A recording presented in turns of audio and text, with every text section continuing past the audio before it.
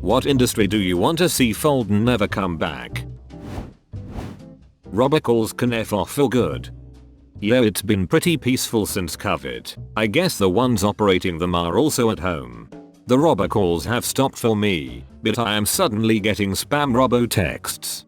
Before the pandemic, I'd gotten maybe 2 or 3 total in my life. I've gotten 7 in the past 3 days. Scientology. 1000%. Any religious organization that is a facade to make its administrator founders wealthy. Lots of mega churches are set up specifically for this purpose. Some of whom are defying COVID-19 warnings on gatherings since they want the gravy train interrupted. Yep, and at one in Tampa they issued a warrant to arrest the pastor. Riverlink was put in charge of collecting tolls from cars going over the Ohio River between Kentucky and Indiana. If you don't have a pass, they mail you your bill. Except they never do. I've heard countless people say it happened to them, and it happened to me twice. So one day you get a final notice bill with a fat late fee attached to it. And you can't contest it. I've tried. I don't know how they're allowed to operate like this, but they need to fuck all the way off. For more fun, I love getting toll bills from places I've never traveled to with pictures of either blurry darkness or very clearly not my car attached. MLMs and children's beauty pageants. Oh hun, it's not a pyramid scheme.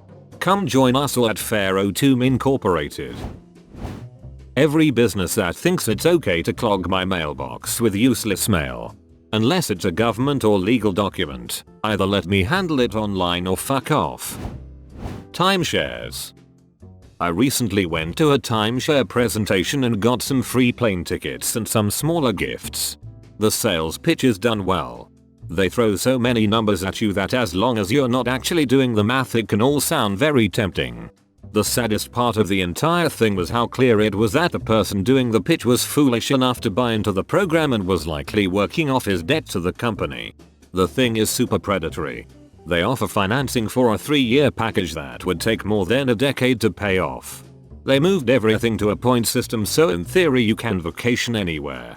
But even with points the vacation still costs a couple $100. That's not including the price of the points. You end up earning nothing. Just some rough numbers that I remember.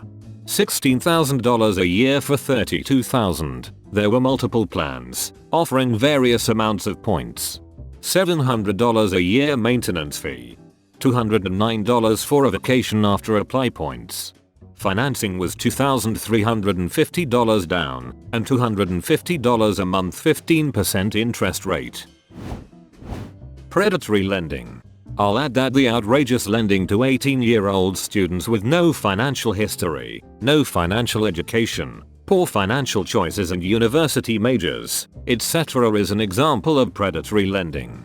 The universities churn out far too many unskilled, unemployable debtors who would have been better off not going to university.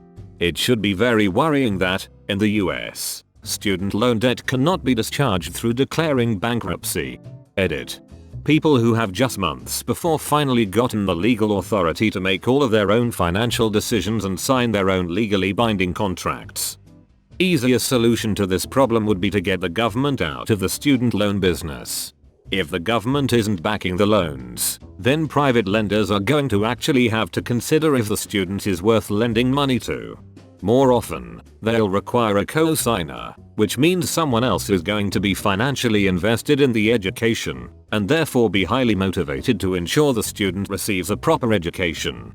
With 6-figure loans not being guaranteed anymore, tuition costs will have to drop back to where they used to be.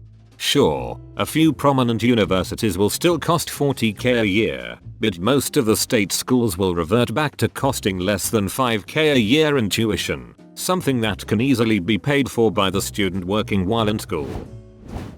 Pharmaceutical ads. Not exactly an industry, but I'll never understand why they advertise these drugs for various conditions on TV when your doctors would recommend these drugs themselves if they deemed them appropriate. Human trafficking. I think everyone who isn't currently trafficking humans is against human trafficking. Human trafficking is much more common than you may think. I would bet that most people have supported a business that participates in human trafficking without even knowing it. Two nail salons and a Chinese restaurant in my area were nailed for human trafficking recently. Not so much an industry, but a methodology. I hate the idea of a product as a service. I don't want to lease stuff. I want it to do whatever the hell I want to with it. Looking at you, Adobe Suite. I don't mind things like cloud storage and compute clusters as a service, because they're flexible, continuous services that I can pay for according to exactly what I need. They are backed by extremely expensive and power-hungry servers that I can't reasonably run at home, and it's very convenient to not have to manage the logistics myself, so having these products as a service makes perfect sense to me. However, none of these things apply to, say, needlessly always online single-player campaigns of video games, Adobe Creative software, or music production software. There's no convenience factor involved, it's just a pricing scheme made to squeeze more money out of the consumer for zero added benefit. Those kinds of products as a service can fuck right off. Ticketmaster. Sincerely. Everyone. Ticketmaster are part of Live Nation and own and run a lot of venues worldwide. They practically own the music industry, so seems very unlikely they will fail. Plus, like others have said, they are in partnership with a lot of artists and happy to look like the bad guys so everyone can make more money. Payday loans. Getting rid of payday loans is only a good thing if there's a better solution in place.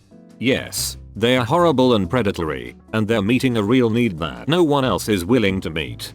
I got screwed over by them myself when I was younger, but it was a choice between paying exorbitant interest on the one hand, or being homeless and hungry with my then infant daughter on the other. They're a symptom, not the disease. For-profit prisons. It's like everything a prison shouldn't stand for. There is nothing more dystopian than for-profit prisons. Healing crystals and essential oils as a health remedy. I was in a crystal shop and they had this huge crystal for sale. The owner said the energy of this crystal is so powerful its effects are felt throughout the city. I asked him why anyone would feel the need to buy it then if they're already feeling the vibe for free. Oddly, he didn't have an answer to that. Are lifetime politicians an industry? They certainly feel like one. Internet and cable companies. The fact my bill goes up every year and I have to call them to complain in order to get my bill back down is the dumbest business model and it should go away. The only reason I still have cable is because it is cheaper in my area to buy the bundle. Bundles should also go away. Online casinos. They ruin lives and annoy the rest of us with commercials. Not so much an industry, but in America we really need stronger anti-monopoly laws. Political advertising. They are one-sided at best, and straight up lies at worst. Debt collection agencies. At least in my country, legislation is such that they can make huge profits from what are originally very small debts, egg 1 month worth of unpaid electricity bill. The whole system is set up to kick people when they're down. It's disgusting. Wedding industry. I'm not saying that photographers shouldn't get paid for what they do or that florists should stop growing flowers. But it has gotten so expensive, and it has very little to do with inflation. Expectations are so high, everyone is trying to outdo each other and paying for one little thing is excruciating when you can get the same thing for a birthday party for significantly less. The fashion industry, who is producing a shitton of stuff that is meant to be worn for a few months and then thrown away. Just let it die and all those fashionistas can go along. If I remember correctly, worldwide clothes industry is about 1/10 of all CO2 emission we are causing. So yes, just let it die and rebuild in a more reasonable manner. It's not just fashionistas buying this stuff. Most people I know who don't care about what they wear just buy whatever is cheap at Target. Plenty of people into fashion are into buying ethically and sustainably as well. Totally agree that I think worldwide consumption needs to be reduced, and coronavirus is probably forcing a lot of us to examine just how much we consume. I'd love to see fast fashion die, and the extreme exploitation that goes along with it. I just don't like this idea that being into fashion equals being vapid or materialistic. I'm sure that's not what you meant to say, but just felt the need to point that out. Instagram influencers. A bunch of entitled brats getting paid to live experiences that others save their whole lives to do just once. If it makes you feel better, most of them are fake. Completely manufactured. They use rental cars or harass rich people so they get selfies of themselves in front of their mansions and shit. Even the ones who become successful will lose relevancy pretty quick, and most of their photos are airbrushed, filtered, etc. Thank you for watching. Make sure you subscribe, smile,